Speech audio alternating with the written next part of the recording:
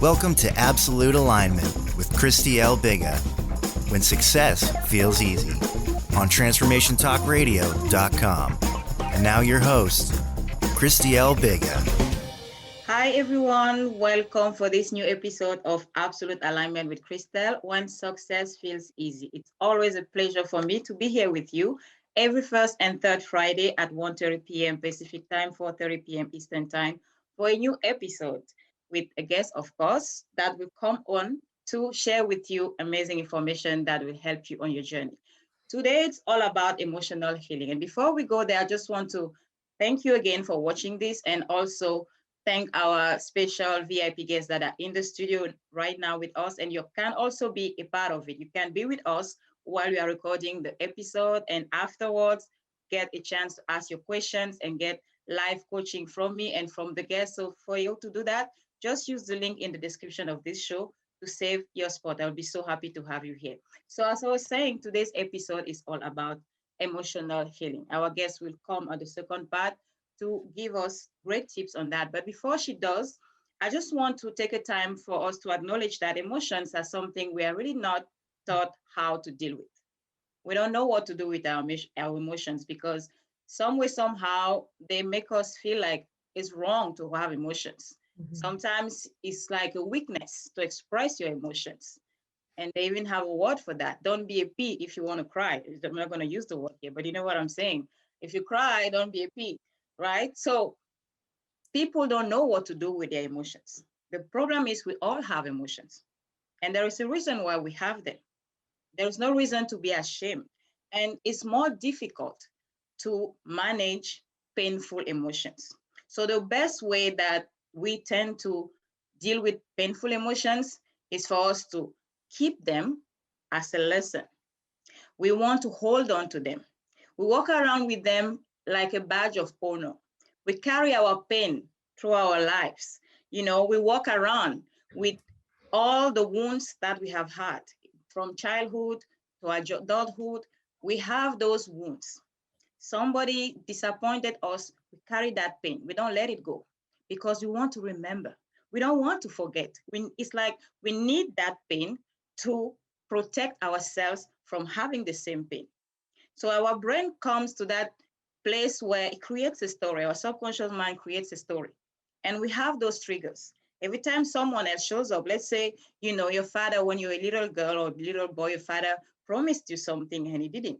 You were hurt, you were disappointed, you were wounded. So now you carry a story of you can't trust people. They make promises they can't keep. And you grow up with that story within you. You need that pain.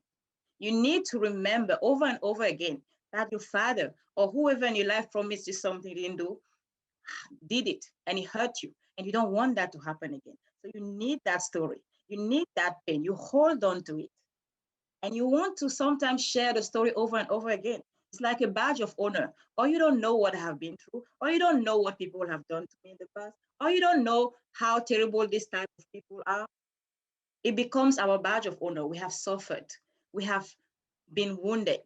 We have had all these traumatic experiences. So we don't want to let it go. It's like we need it to validate ourselves. We need it. But the problem here is that as long as we hold on to those emotions, as long as we hold on to that pain, as long as we hold on to those wounds, we don't want them to heal. It affects all the areas of our lives. Now our relationships are impacted because we can't trust people anymore. We can't trust men or women because of a past experience. So that wound being there, our relationships are affected because now we can't trust anymore. We have a trust issue. And we expect people to disappoint us just for us to have a chance to say, I knew it. I knew what's going to happen. People always do this to me. This is always what this type of people do. So that's one of the reasons why we keep the pain. We don't want to let it go. We don't want to release it because we need it to remind ourselves that it's not okay to trust people. It's not okay to make decisions because maybe somewhere in the past you made a decision and it didn't work out the way you wanted. So you keep the pain, you keep the frustration, you keep the wound within yourself.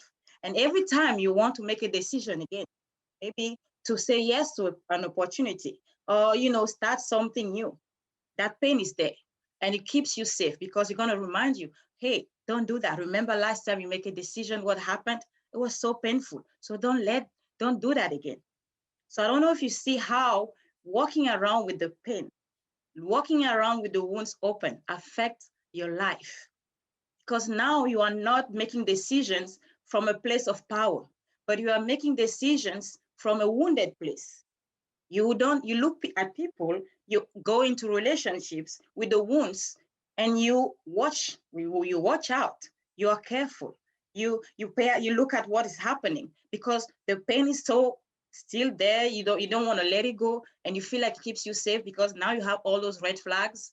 If people do this, red flag. If this happens, red flag. You have all those red flags, and you believe it keeps you safe. But is it really keeping you safe, or is it just preventing you from experiencing life to the fullest? That's the question here. Because if you can't trust people anymore, if you can't make decisions anymore, if you can't do anything anymore without being afraid of the pain, are you really in power here?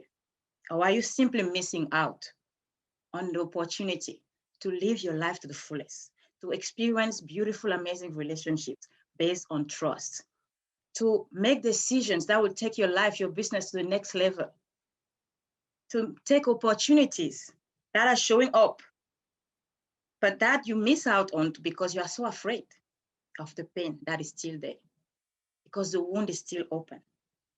It still hurts. How about letting that go? I know it seems crazy because sometimes, but you don't know what happened to me. You can't even imagine. Maybe right now you're having that conversation. Maybe thinking, Christelle, you don't know what you're talking about. I can't let that go. That's just not possible. You have no idea. Maybe I don't. You're right.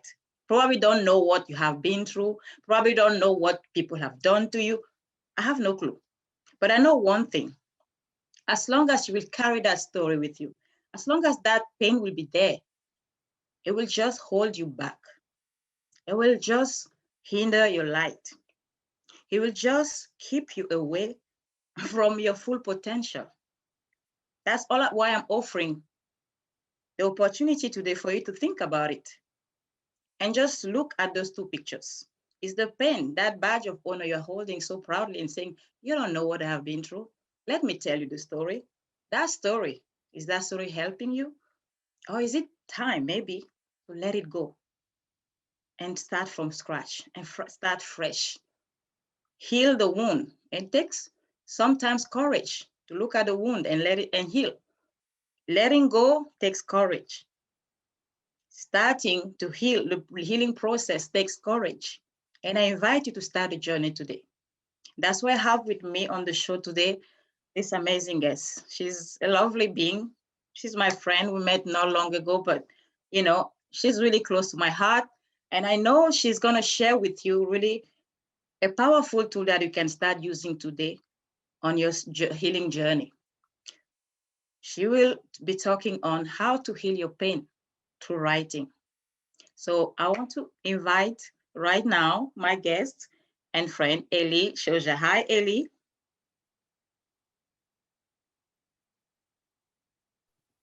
Christelle, I can literally listen to you like all day long. Everything you say, there's so much wisdom in your words. There's so much love in your heart. I know you share from this place of just wanting to uplift the world, and it's so incredibly beautiful what you're doing. I'm so grateful to be here with you. I really appreciate the invite, and I hope that I can be of service to your audience and share what I know. So thank you, Ellie, for being here. Thank you so much. So just introduce yourself to the people that don't know you, and let's get into it. Sure thing. So my name is Ellie Shoja. I'm an author. I run a mindfulness company called Peace Unleashed. And I had a lot of those stories that you're talking about. You said some really amazing thing. We expect people to disappoint us. And absolutely, that was the story of my life. I was so wounded and hurt that I expected the world to be against me, and it was, because the world responds to your expectation of it, right? So I grew up, my dad was an international con man. I moved from country to country. I changed my identity multiple times, and I moved probably 30 times before the age of 15. When I was 12, we actually had to run away from my dad. Actually, before I was 12, we had to run away from my dad to get away from that life. So my mom, my sister, and I, we literally bolted and left the country. We were in Germany at the time. We had previously lived in refugee camps in Germany, and it was very tumultuous, and the effects of it on me were not the best, because when you're a kid and your parents are misbehaving and they're behaving and acting out of their pain and whatever they think is the right thing, and maybe it's not the right thing because they're wounded beings, right? And they wound others along the way because of that. But when you're a kid, you don't have clarity in your visions, and you internalize it. So I thought, all of this around me is happening, my suffering's happening because there's something deeply wrong with me. I am unlovable. I am unworthy. I don't deserve to be alive. I had severe nervous tics. By the time I was 12, I had anger issues. I had suicidal ideation. I decided there is no God, because a God that would allow children to suffer as I had could not exist. So we had a major falling out. And that continued into my teens and into my mid-20s. And I was in just so much internal turmoil that it was very hard for me to make any meaningful relationships. I mean, imagine moving one time from the age of 9 to 12, right? It's a very pivotal kind of a age. Imagine moving one time and letting go of all of your relationships and friendships and all of that stuff. We moved 30 times before I was 15. So I didn't even know how to maintain relationships. I had to learn all of that. And of course, I felt like it was my fault. There was something wrong with me. I was the problem here. And all of these stories that you're alluding to, that you're talking about, and these stories that I had to one by one basically shed from myself, let go, release. And it does take courage, as you said, to let go. It does take willingness, and it does take that decision to want a better life, to be able to let go of the stories, of the beliefs, of the agreements you've made with yourself that are not serving you. So that's kind of my story in a nutshell. So, I didn't get to the today part. So today, the reason I can come and talk to you about my past without being in tears, without, breaking down emotionally, is because my past is a story now.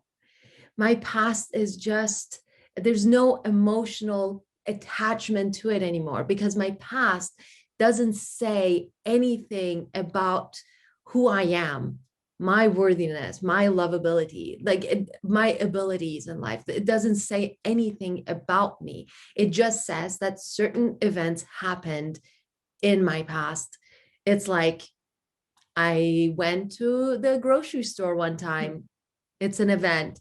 Yes. My dad was a con man and we lived in refugee camps. It's an event. So it's the same kind of an emotional, like no emotional attachment to it.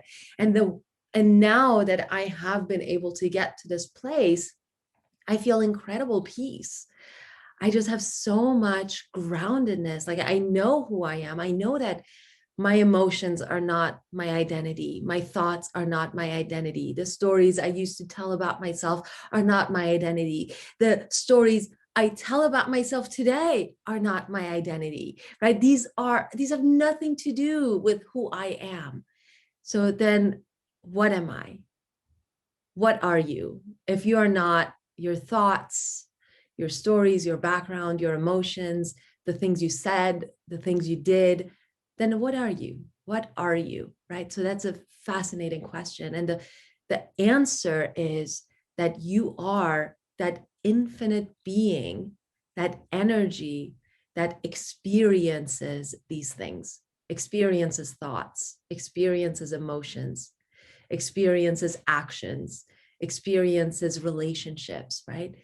None of those things, all of those things are up here. The being that experiences it so much greater, so much grander, and it is that consciousness, right?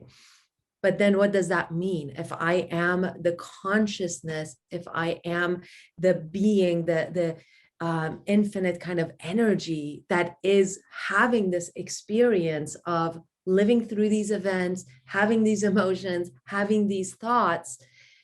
So what does that mean?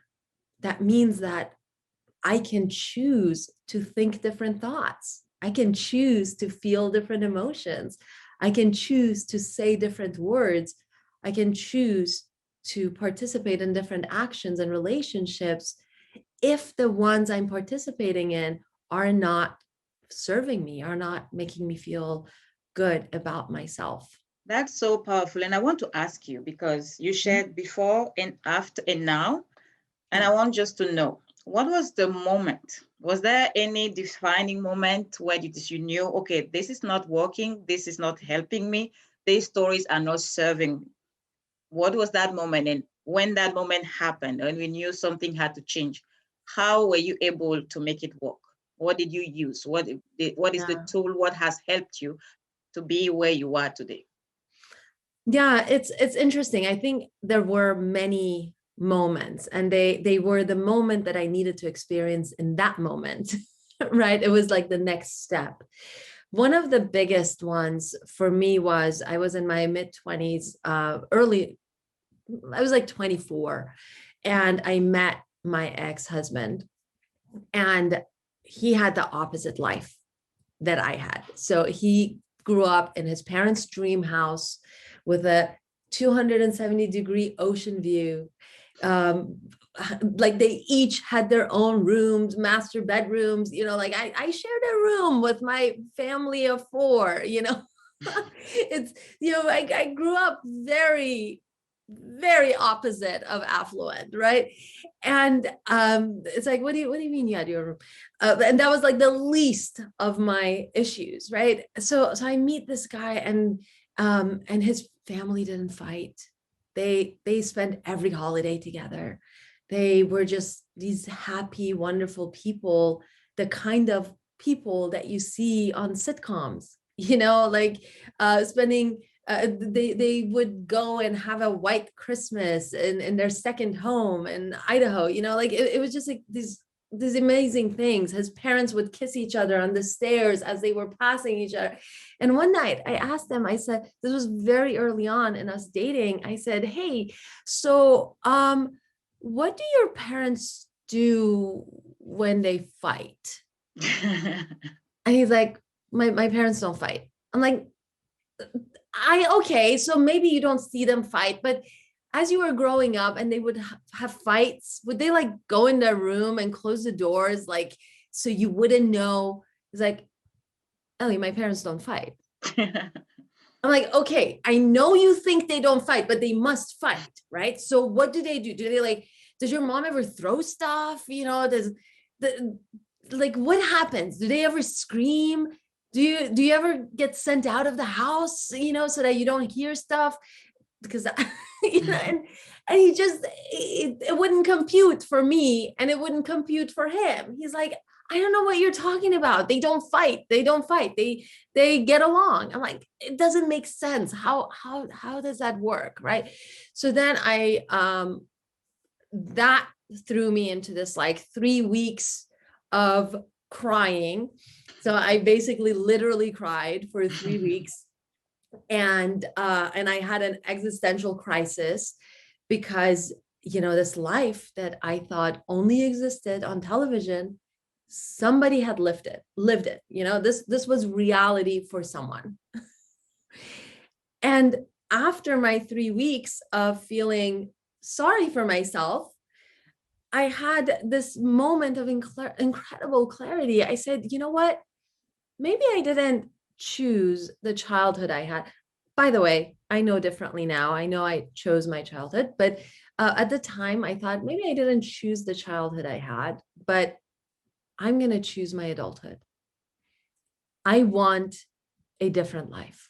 And if this life exists where people just get along and they don't fight and there's nothing being thrown at each other and nobody threatens to throw themselves off the balcony and you don't get sent down the street to get ice cream so that your parents can fight and then you can still hear them down the road. Like if this life exists, I want it.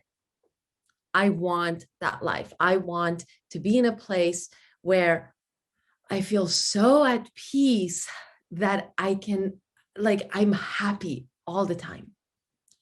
And the most amazing thing is when you have clarity about what you want,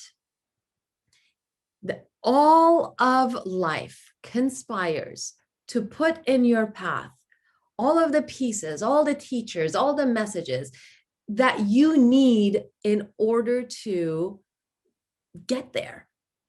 Mm. And I know you use writing. So how do you use writing? I know you have a book, and how can people watching this and our VIP guests in the live studio audience, how can they personally use writing to create after they have clarity on the life they want, outside of pain? How can they create that using writing? Yeah.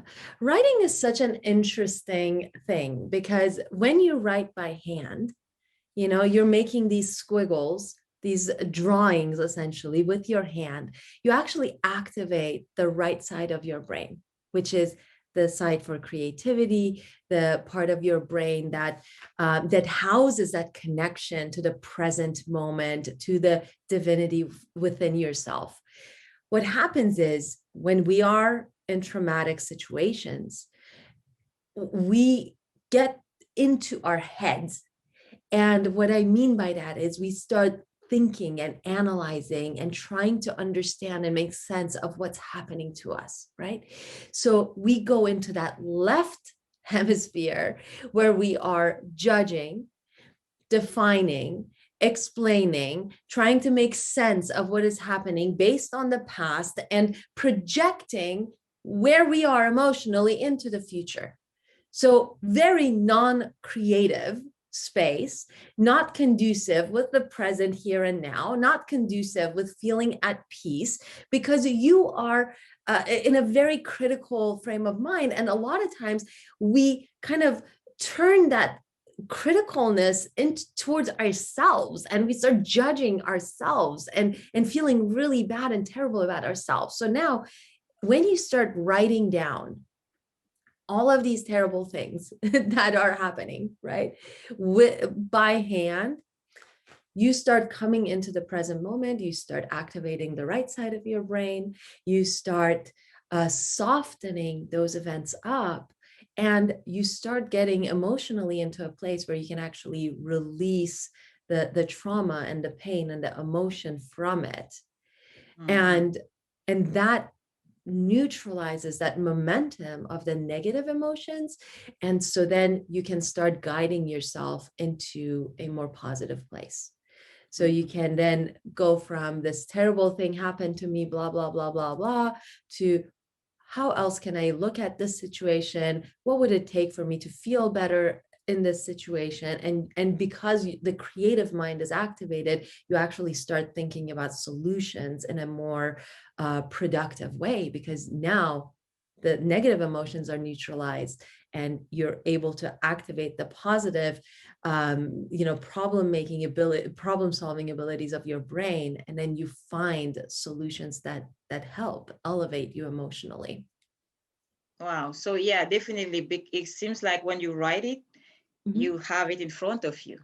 And the funny mm-hmm. thing is that when I usually do journaling, mm-hmm. after you write it down, all the terrible things, you look at them and they don't look that terrible anymore. Yeah. But when they were still in your head, it seemed like that was the end of the world. But once you write them down, you look at this paper, and at some point you realize that, oh, okay, it wasn't the end of the world. right? Yeah. Sometimes it's even funny, the crazy things that come out. But yeah, so that's really powerful. And you have a book you want to give us, maybe any one one thing that you shared in the book that can help our listeners, maybe if they want to go check out the book, and anywhere else they can, contact you if they want to continue the conversation. And of course, our VIP guests in the live studio audience have the chance after this to ask you all questions and get support from you. But for anyone listening that is not in the studio right now, where can they get in contact with you? Yeah, I have a couple of things. And I think if your audience is in a place of constriction, I have a deck of cards called Your Heart Knows the Way. And I think this really would help. I wanted to create a deck of cards that really helps people find that place of peace within themselves and open up the heart space, because that's the center of our creativity and connection to that divinity within us. My second book is actually a novel. So if you want a book that is a spiritual book disguised as a science fiction novel, this is the way to go. It's called The 13th Planet. It's a really fun and fast read.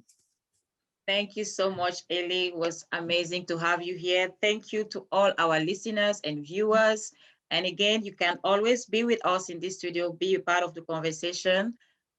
To do that, just use the link in the description. We are always here on Friday, first and third Friday of the month, 1:30 p.m. Pacific time, 4:30 p.m. Eastern time. If you're anything like me, you want to put that on your calendar, because if it's not on my calendar, it's not happening. That's right. So thank you, Ellie, and thank you all of you guys. For whoever is in the live studio audience right now, stay right there. We are going to go to the Q&A and coaching session. See you on the next episode. Bye-bye.